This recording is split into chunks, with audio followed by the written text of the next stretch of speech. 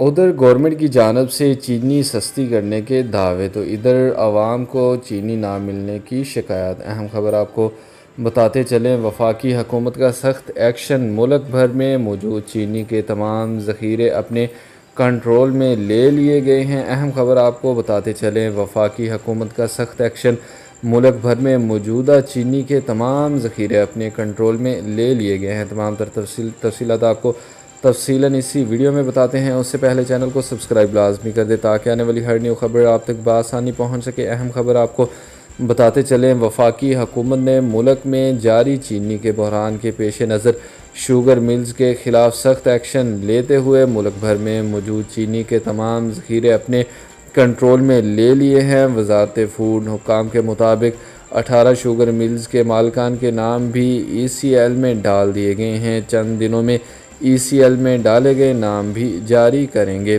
19 lakh metric ton چینی sugar mills کی بجائے حکومتی کنٹرول میں چلی گئی۔ فیصلہ چینی کی مصنوعی قلت اور قیمتیں مزید بڑھنے کے خدشے کے پیش نظر کیا گیا۔